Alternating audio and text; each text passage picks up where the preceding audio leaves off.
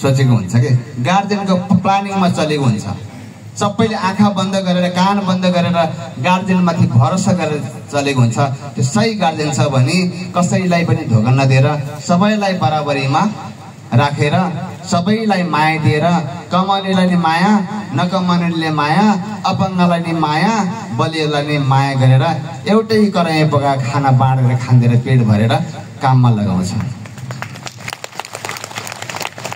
र उसले परिवारलाई शान्त बनाएर राख्छ। दाजुभाइमा मेलमिलाप गराएर राख्छ। परिवारमा सासू बुहारी छोरा छोरी सबैलाई आदर सम्मान गर्न सिकाउँछ र त्यो परिवार कहिल्यै पनि दुःख पाउँदैन। उसको निर्णय सबैले सराखा बोलेर हुकुम मान्छ। तर गार्जेन छैन सही भनेदेखि आँखा चिम्लेर हिँड्छ, पछि त रोडमा पोका बोकेर उभिँदै आफ्नो तहमा गएको पनि देखिएको छु होइन र। हाम्रो देशको पनि यस्तै गार्जेन हाम्रो आवश्यकता छ। यो देश हाम्रो घर हो, हाम्रो देशको गार्जेन पनि हामीलाई यस्तै चाहिन्छ होइन। उहाँले निर्णय गर्यो भने कसले मान्दैन हो र। एकपल्ट गणतन्त्र धर्मनिरपेक्षता घोषित भयो, कति आनन्दित कति खुसी थियो। अब सबै अब विवादै खत्म भयो, धर्मनिरपेक्ष भयो, सबै रमाएको थिएन। कसलाई खुसी लागेको थियो त्यो दिन भन्नुहोस् त? सबलाई खुसी लागेको थियो। तर अघि हाम्रो प्रमुख अतिथिजीले भन्नुभयो कार्यान्वयन गर्न नसकेको कारणले धर्मनिरपेक्ष लिखित रह्यो तर कार्यान्वयन भएन। यहाँ फेरि विवाद सुरु, धर्मको नाममा सुरु अशान्ति। र पनि हेर्ने हो भने गुहार्ने हो भने पार्टीभित्रै पनि धर्ममा छ। यो पार्टीले कुन धर्मलाई समात्ने, अर्को पार्टीले कुन धर्मलाई समात्ने, पार्टीमा नै धर्म हेर्नुहोस् त। पार्टीको मान्छे धर्मलाई हेर्नुहुन्न, जातिलाई हेर्नु हुँदैन। पार्टीको मान्छे भनेको गार्जियन हो, एउटा इलाका चलाउने, नगर चलाउने, देश चलाउने उद्देश्य बोकेर हिँडेको हो। साँच्चै नै देश विकास गरेर यो जनतालाई मिलाएर राख्ने हो भने पार्टीले सबै, किनभने भोट दिँदाखेरि पनि त्यहाँ एउटा मात्रै पार्टीले दिएको, एउटा मात्रै जातिले, एउटा मात्रै धर्मले दिएको हुन्छ। सबै धर्म जातिले दिएको हुन्छ होइन र। हाम्रो गाउँ विकास गर्ला भने हो कि न, मेरो काम गर्ला, मेरो काम होला भनेर, आफ्नो ठाउँमा शान्ति र सुशासन आउला भनेर होइन र, हो कि नि त। तर त्यसको विपरीत हुन जान्छ। किन? निर्णय लिने व्यक्ति सही भएन, सही निर्णय लिन सकेन। कसको डरमा बसेको थाहै छैन। ल बलात्कार गरे भने डाक्कै फाँसी भनिदियो भने कसैले यहाँ बलात्कार गर्छ? गर्दैन। हेर्नुहोस् त इन्डियाको रेलको लिक कुन कुनामा कुन गलीमा छ।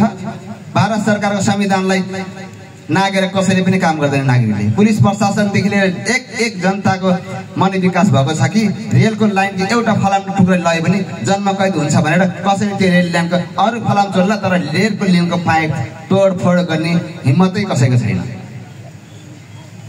किन? कानुन भने त्यस्तो हुनुपर्छ होइन। सरकारले भनेपछि नमान्ने जनता कोही हुन्छ त? आज्ञा दिएपछि जे पनि मान्नुपर्छ। मानेको छैन र? यसले ट्याक्स कमाएको ट्याक्स देखाउनुपर्छ भने कतिले ट्याक्स तिरेको छ? तिरेको छैन त? तिरिरहेको छ नि ट्याक्स। ट्याक्स त तिर्छ, धेर थोर जति पनि तिरिरहेको छ। सरकार भन्दा जनता इमान्दार छ होइन र? तिरिरहेको छ नि त। कि डरले होइन त? तिरेन भने रोडमा गाडी चल्न नदेला, मेरो बिजनेस धन्दा बन्द होला भनेर तिरिरहेको छ। धेर थोर जसरी पनि तिरिरहेको छ। अनि त्यो ट्याक्स डरले तिर्ने जनताले आदेश मान्दैन होला त? गलत काम गर्नेलाई यो सजा, यो हुनुपर्छ भनेर डाङमा सिल मारेर फैलाइदिएपछि सतर्कमा आइहाल्छ नि। बाटोघाटोमा रिल्याक्स गरेर व्यभिचार गर्नेहरूलाई यो ठाउँमा पुग्छ भनेर भन्यो भने त्यो व्यक्तिले बाटोघाटोमा काम नराम्रो काम गर्न सक्छ? सक्दैन। एक दम्पतिले अर्को दम्पतिमा नजर लगाउने र एक स्त्रीले अर्को स्त्री घर बिगार्ने सम्म व्यवहार गर्यो भनेदेखि त्यो दुईजनाको जन्म कैद हुन्छ भनेर ठगिदियो भने कसैले कसैको बुढीलाई, कसैले कसैको बुढालाई हेर्न हिम्मत हुन्छ? हुँदैन नि। बरु त्यो दम्पतिमा के समस्या छ त्यसलाई मिलाएर सम्बन्ध सफल गराउने हो नि त, हो कि? हामीले कार्यक्रम यस्तो गर्छ, जोडी सफल जोडी जोडी सफल जोडी हामीले प्रोग्रामहरू गर्छौँ। किनकि जीवनको विभिन्न सङ्घर्ष गरेर परमेश्वरलाई चिनेपछि टुटेका जोडीहरूलाई मिलापमा आएको देखेर अब तिम्रो जीवन सफल भयो भनेर चाहिँ हामीले खुसी व्यक्त गर्न र अझै त्यसलाई राम्रोसँग कार्यान्वयन गरेर आफ्नो गृहस्थी सम्हाल्नको लागि हामी उत्साहित गर्छौँ। एउटा परमेश्वरले दिएको आदेश हेर्नुहोस् त, आँखाले देखेको छैन तर उहाँको भय यति नपाउला नहोला, मैले विपत्तिमा पुगार्दाखेरि परमेश्वरले नसुन्ला, मैले गलत गर्नुहुन्न भन्ने जनचेतना भइसकेको छ सबैमा, छैन कस्तोसम्म छ। अनि परमेश्वरको डर मान्ने मान्छेले सरकारको डर मान्दैन। सरकार त्यस्तो कडा हुनु पर्यो नि नेपालमा, हो कि होइन त? कुर्सीमा मात्रै बसेर भयो, डाङ ठोकिदिनु पर्छ। हामीले मिलाउँदाखेरि मिल्ने समाज सरकारले मिलाउँदै मिल्दैन, मिल्छ। खालि भाषण मात्रै गरेर हुन्छ? हुँदैन। कहानी कथा सुनाएर मात्रै हुन्छ? हुँदैन। आदेश हुनु पर्यो सरकार भएपछि। शान्ति र सुशान्तको शासनको लागि खालि भाषण मात्रै होइन, कार्यान्वयन हुनु पर्यो नि त। त्यो कुरा श्री माथि उच्च पदमा बस्नेले मात्रै होइन, मुनिबाटै चालु हुन्छ, सुरु हुन्छ। टोल सुधार समितिदेखि लिएर मेलमिलाप समितिदेखि लिएर वडा अध्यक्षदेखि लिएर मेयर साहबदेखि लिएर तब माथि त जाने हो नि त। आज धन्यवाद, यहाँहरूले जनमानसको बिचमा आफ्नो ठुलो भूमिका गरेर चाहिँ देशलाई यहाँसम्म पुर्याइराख्नु भएको छ। धेरै थर विकास गरेर कोसिस गरिराख्नु भएको छ। यहाँहरूलाई पनि धेरै धेरै धन्यवाद। सधैँ सफलता र दीर्घायु कामना गर्छु। र यसो टोल सुधार समितिले पनि के गरेको छ, सुधार सम्पत्तिमा मेलमिलाप समितिले के गरेको छ, भूमिका निभाइरहेको छ कि छैन, विवाद खत्तम गरेको छ कि छैन टोलमा, त्यो पनि हेर्नु पर्यो कि, त्यो पनि गर्न लगाउनु पर्यो। तर मेलमिलाप समिति भनेको छ खुसी मेलमिलाप समितिमा आछ, बैठक बसायो भने त्यहाँ भन्न सक्दैन ऊ रिसाउने हो कि ऊ रिसाउने हो कि उसले के भन्ने हो कि ऊ यो पार्टीको ऊ यो पार्टीको। अनि खुसी मेरो टाउको गरेर एकतिर गऱ्यो अनि फर्स्ट निर्णय सुनाइदिन्छ। मान्छेको मन खुलेको छ कि छैन, मान्छेको मन खुसी छ कि छैन थाहै छैन। त्यो कार्यमा त गरेकै छैन। मेलमिलाप समिति टोलमा छ तर काम त फिटेकै छैन, त्यो भत्ता खानलाई मात्रै होला। टोल सुधार समिति भनेको छ, टोल सुधार समिति हप्ता भइसक्यो थोर थुप्रिसकेको छ। बाटोमा पिच रोक पुरेर चाहिँ दुबले पिच खाइसक्यो, बाटोभरि पिचमा गोबर पिसाब धुलो हुनै हुँदैन नि, त्यो सफाइ गराउनै खोज्दैन, फोहोर उठाउनै खोज्दैन, कति दिनसम्म गाडी आउँदैन। अनि के को टोल सुधार, के को टोल सुधार भएको छ? रोड बनाइदिएर मात्रै हुन्छ? त्यहाँ चल्न मान्छे सिकाउन पर्यो, हिँड्ने वातावरण बनाइदिनु पर्यो। बाटो ठुलो बनाइदिएको छ, 4 लाइन बाटो छ तर मान्छे कता दौडिने थाहै छैन, कुन मान्छेले कता चलाउनु पर्ने हो थाहै छैन। ठुलो गाडी कताबाट हिँड्नु पर्ने हो, स्लो गाडी कता हिँड्ने हो, स्पिड कसरी हिँड्ने हो, ओभरटेक कताबाट लिने हो, साइड कताबाट दिने हो, आफ्नो साइड कता हो थाहै छैन। जताबाट खुइँ दौड्दै गरेर बिचमा आइदिन्छ, फेरि सुई गरेर खुइँ आइदिन्छ, अनि झ्याप हुन्छ, धेरै एक्सिडेन्ट भएको भयो। किन? बिना ट्रेनिङको लाइसेन्स पाइरहेको छ, 10,000देखि लाइसेन्स घरमा पुग्छ। रोडको नियम नीति थाहै छैन, शिक्षा त छँदै छैन। अब कम्प्युटरमा चल्ने भयो सबै बच्चाहरू। विदेशमा हेर्नुहोस् त, पुरा रोड कतिवटा रोड छ, कुन रोड कता जान्छ, कता निस्केको बाटी कुन रोड समाजले जानुपर्छ, A to Z स्टडी छ, पढाउँछ। लाइसेन्स लिनुभन्दा पहिला यो सिटीमा कतिवटा रोड छ र कतिवटा रोड कहाँ पुग्ने सिटी हो, अरू त्यहाँ पुग्ने नियम के हो भनेर ठाउँ ठाउँमा सिसी क्यामेरा छ, पुलिस प्रशासन छैन। सिसी क्यामेरा ट्याट अलिकति रङ भयो भने सट्टै रसिद घरमा आइपुग्छ। त्यस्तो आरामवाला काम छ कि नेपाल सरकारले गर्न सक्दैन त्यस्तो? सक्छ। तर गाडी त यहाँ यता हानेछ, यी सानोले गतिएर ढ्याम्म ठुलो हाल्ने भने ठुलैले क्षतिपूर्ति गर्नुपर्ने नि। ठुलैले पुरा जन्मदेखि कुन रोग छ त्यो भएको चोट मात्रै इलाज गरेर हुँदैन, त्यो पुरा सुगर प्रेसर ग्यास्ट्रिक जन्डिस इत्यादिको ट्रिटमेन्ट गर्नुपर्छ। पुरा परिवारलाई, पुरा देख्ने आउने मान्छेलाई फुल फ्रड मासु भात खुवाएर पाल्नुपर्छ। हेर्नु त्यस्तै सिस्टम ठुलोले दमन गरेको रे। साइकल आएर मुनि च्याममा ठोक्यो भने स्कुटीले इलाज गर्नुपर्ने, स्कुटीले ग्राममा गएर कारलाई ठोक्यो भने कारले गर्नुपर्ने, कारले ड्याममा गएर ट्रकले गऱ्यो भने कारको दोष छ हेर्दैन हेर्ने, स्कुटीको दोष हेर्दैन हेर्ने, त्यस्तो कानुन छ। सबै कुरा ध्यान आकर्षण हुनुपर्छ, सबै कुराको नियम बनाउनुपर्छ। अनि रोड पनि ठिक छ, रोड पनि सफा रहन्छ, जनता पनि काहीँ बच्छ।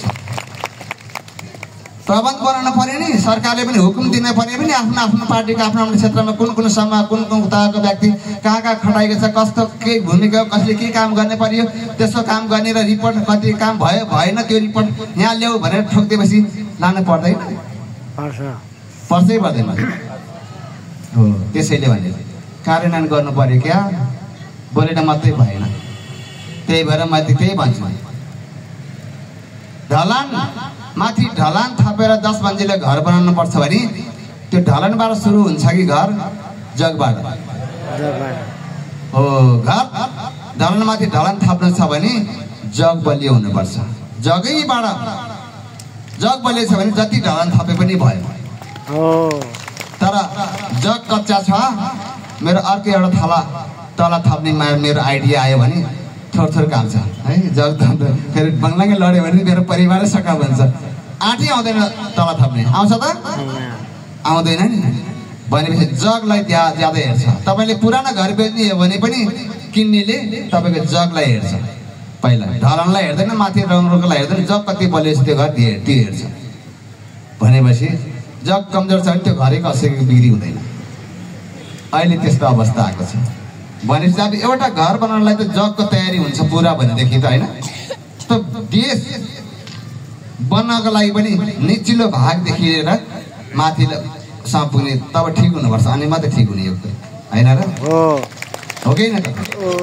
त्यसैले हामीले यस्तो ट्रेनिङ दिएछौँ, आत्मीय ट्रेनिङ कि मुनि बस्ने केन्द्रदेखि लिएर जिल्लादेखि शाखा उपशाखाका तहका व्यक्तिलाई हामीले आत्मिक तालिम दिएर यति मजबुत बनाएका छौँ कि सबै आफ्नो आफ्नो ठिक काम गरेको भएर यस्तो अनुशासन व्यक्तिहरूसँग भेटघाट हुन्छ। अगर सबैले सही तरिकाले कार्य नगरिदिएको भए यस्तो कार्यक्रम हुन सम्भव थिएन। एउटा श्रीकृष्ण आलेले गर्न सक्ने थिएन, सक्थ्यो त? सक्थेन होइन, सक्थेन नि त। किनकि श्रीकृष्णले एकजना पोजिटिभ भएको कारणले आज नेपालको 77 जिल्लाको व्यक्तिहरू पोजिटिभ भएको छ। 38 जिल्लामा हाम्रो शाखा गइसकेको छ, बाँकी जिल्लामा प्रोसेसिङ हुँदैछ। तर जति जिल्लामा काम भइरहेको छ, मया भइरहेको छ, सबै जहाँ जाउँ त्यही अनुसार। हिजो रामेछापमा त्यस्तै थियो, देखेर उहाँको प्रतिनिधिहरू सबै चकित हैरान। आज यहाँ पनि हैरानै बनाउनुहुन्छ है। त यति मेलमिलाप, यति राम्रो, यति सुख, यति आनन्द, यति शान्ति, अनि उसको रोग बिमार नहटेर कसको हट्छ त? सधैँ रोएर बस्ने, टेन्सनमा बस्ने हट्छ? हट्दैन नि। पोजिटिभ हुन पनि यो त आधा रोग निवारण हो कि, शान्ति नै आधा रोग निवारण हो कि। एकपल्ट क्यान्सरको बैठकमा हाम्रो केही मैले दिदी भने क्यान्सर पीडितबाट छुटकारा पाएका दिदीबहिनीहरू हुनुहुन्छ, डाक्टरहरूसँग बैठक बेला बेलामा हुन्छ मोटिभेसन गर्नको लागि। त्यहाँ एकजना यस्तो परमेश्वर जन निको भएर जानुभएछ। बैठकमा उहाँले कुरा गर्नुभयो, डाक्टरले आफ्नो कुरा राख्नुभयो, उहाँले यस्तो ठोकेर भन्नुभएछ कि तपाईँले के गर्नुहुन्छ र रोगीको लागि? तपाईँले टुकुल हिँडेर आएको मान्छेलाई यस्तो रोग लागेछ भनेर थचक्कै भुइँमा बसालिदिन्छ, अर्कोपल्ट स्वाटै सुताइदिन्छ, तेस्रोचोटि मर्छ भनेर घोषणा गरिदिन्छ। हिँडेर गएको मान्छे रोगको सुनेर लालुलो जे छोडिदिन्छ, खानापिनै छोडिदिन्छ। अनिखेरि ऊ बिस्तारो हेर्दा, आज हेर्दा, भोलि हेर्दा सुकाएर अनिखेरि कि डेड पनि निकालिदिन्छ कि पनि लैजाऊ अब तिम्रो हुँदैन भनेर पठाइदिन्छ। तर हाम्रो श्रीकृष्णले कहाँ जानुहोस् त, उहाँको कुरा सुन्नुहोस् त।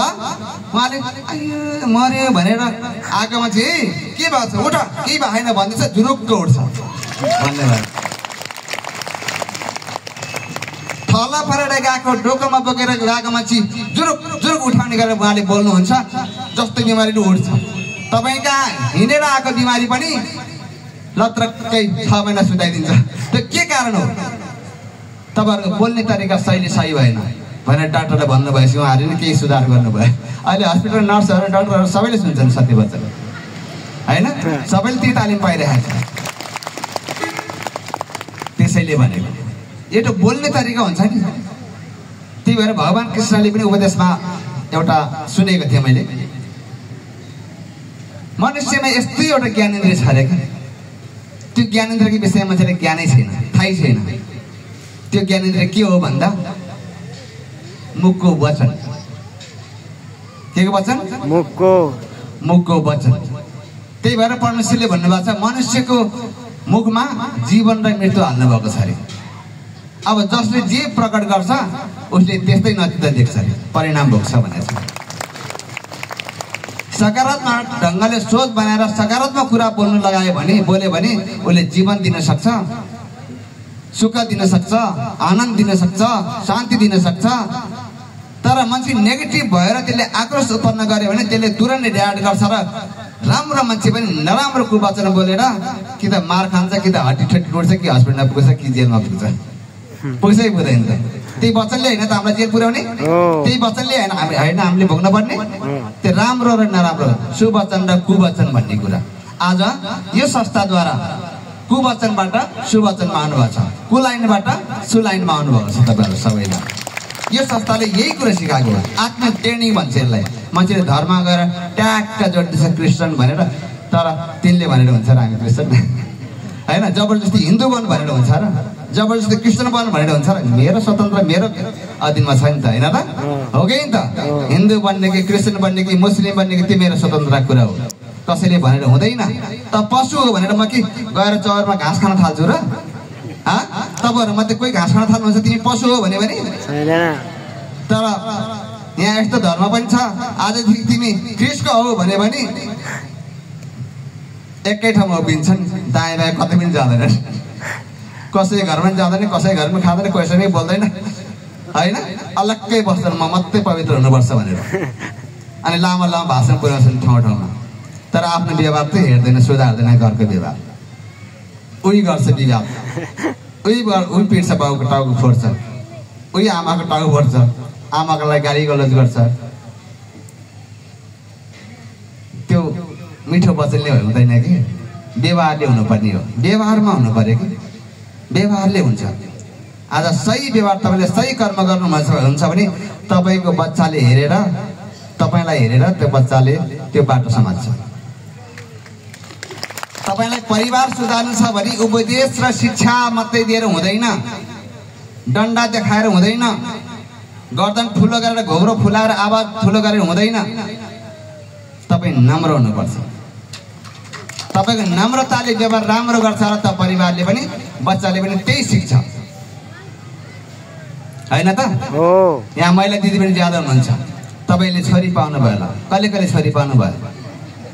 छोरी पानीले हात उठाउनु त। तपाईँको छोरीले सिँगार गरेको देखेँ होला नि, होइन? मैले मेरो छोरीले सिँगार गरेको देखेको छु कि, होइन? सानै थियो, 2 वर्षको भएको छैन, आमाले झाडु मार्ने देखेर उहाँ पुजोस् उठाउनु सकोस् नगोस् झाडु मार्न थाल्छ। कसलाई देखेर झाडु मार्न सिकेको? आमाले झाडु मार्ने देखेर। भाँडा माझ्ने ताकत छैन, आमाले भाँडा माझ्ने देखेर उहाँ भाँडाबुडी खेल्दाखेरि भाँडा माझिरहन्छ, होइन? कपाल सबल छैन, केटी लामो सल बेरेर कपाल लामो बनाएर गर्छ, लिमिटेड लाउनु जान्छ, गरेर लाउनु जान्छ, मोबाइल डाबागाटी गर्छ। सिँगार गर्न त्यो बच्चाले आमालाई हेरेर सिक्छ, होइन त? अनि बच्चाले सिँगार गर्न आमालाई हेरेर सिक्छ भनेदेखि बच्चाले नि आमाको व्यवहार कस्तो, आमा कस्तो चरित्रको छ, आमा कस्तो हिँड्छ, कस्तो सोच्छ, कस्तो बोल्छ, त्यो छोरीले समझ्दैन त? A to Z तपाईँले खाएकोदेखि लाएकोदेखि बोलेको सबै कुरा बच्चाले आमैबाट शिक्षा प्राप्त गर्छ, बाउबाट शिक्षा प्राप्त गर्छ। त्यही भएर बच्चाको सामने हरेक आमा बुवा सतर्क हुनुपर्छ। खानु पायो भने जे पाए बच्चाको सामने खानुहुन्न, बोल्न पायो भने जे पाए बच्चाको सामने बोल्नुहुन्न। यदि तपाईँ बुढापाको सहारा र लाठी बनाओस् मेरो बच्चा भन्न चाहनुहुन्छ भनेदेखि आजैबाट सुध्रिनुपर्छ, होइन? हो कि घरमा छपाउ बेलुकी भएपछि गरेर आउने, अनि छोरा चाहिँ डाक्टर बनाउँछु भनेर सपना देखेर हुन्छ? होइन। 10सम्म त तपाईँले कराएर हप्काएर पढाउला, अनि 18 पार गरेपछि ऊ पनि गरेर आउनु थाल्छ, है हद्दे भन्नु थाल्छ नि आमालाई थर्काएर। गलतसँग जान्छ खानापिना गरेर। मान्छेले छिमेकीले बिगार्यो, सङ्गतले बिगार्यो होइन, तपाईँले बिगारेको। छिमेकीमा किन जान्छ? घरमा सुख र शान्ति पाए, घरमा साथी भयो भने बच्चाले अन्तर्दोस्ती गर्छ?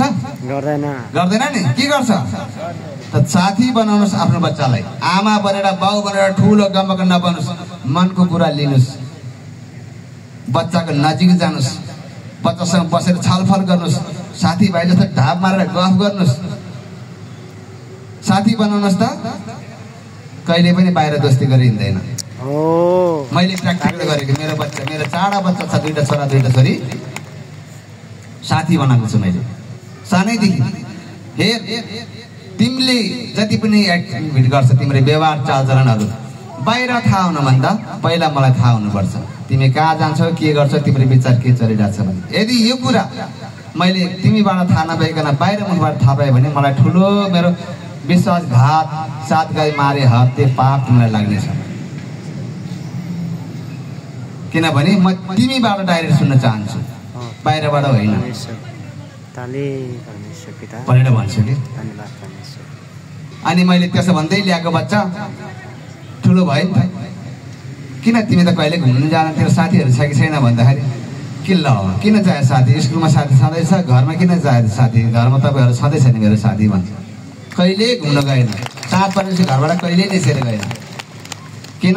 घरमा आउनु सधैँ टपक्कै हामीले टिपिहाल्थ्यौँ, के खाने हो, के गर्ने हो, कहाँ जाने हो, कसो गर्ने हो।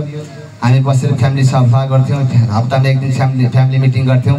गर्दै गर्दै गर्दै अहिले बच्चा छोरा बुहारी नै यो के छ, अरू पढ्दै।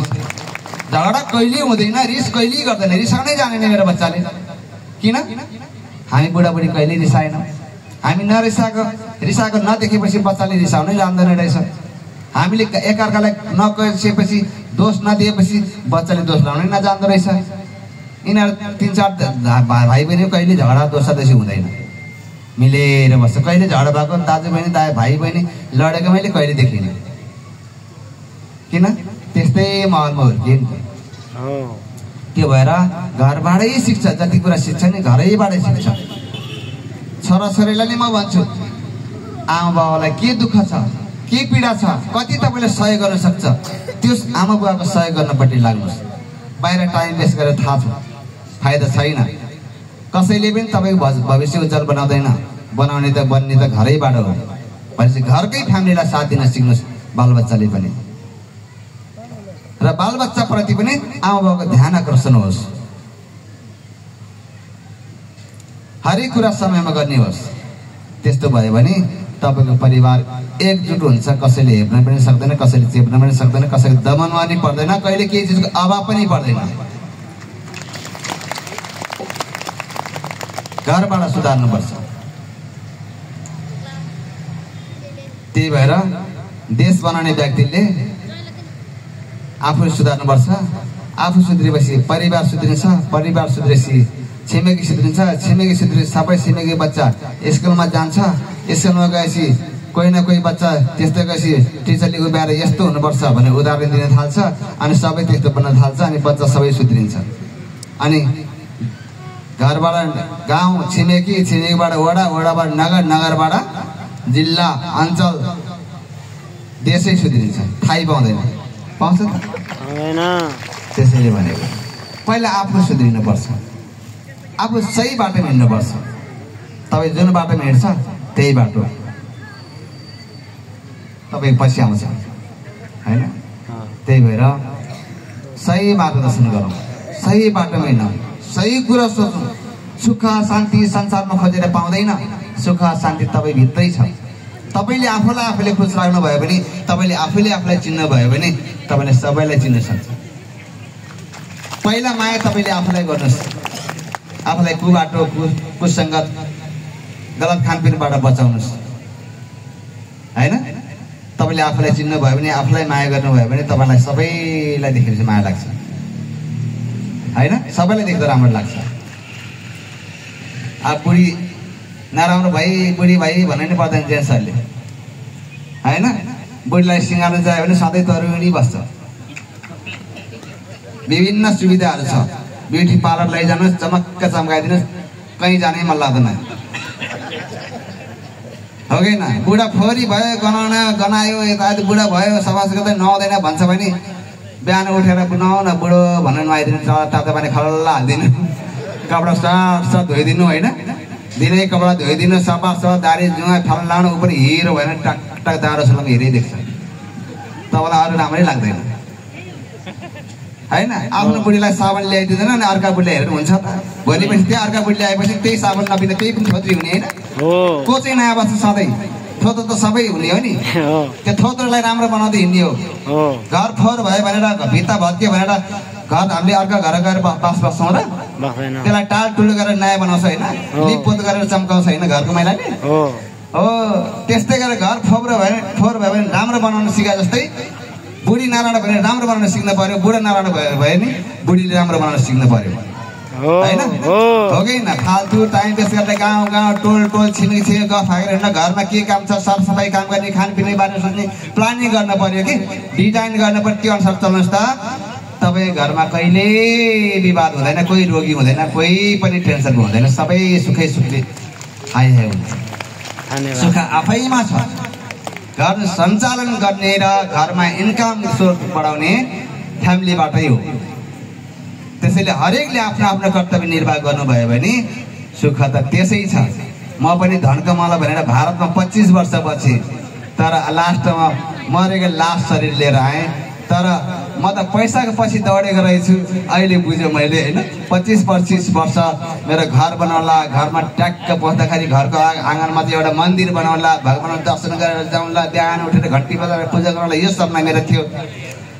तर त्यो सपना त देख्दा देख्दै म त मदन घाटतिर जाने तयारीमा पो भइसकेछु, थाहै थिएन। अनि त्यो अवस्थामा नेपालमा आएँ होइन?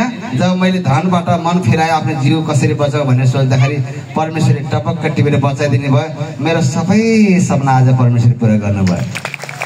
भनेपछि धनको पछि लाग्नु नपर्ने रहेछ, धन त तपाईँ पछि दौडी आउने रहेछ नि त, हो कि नि त?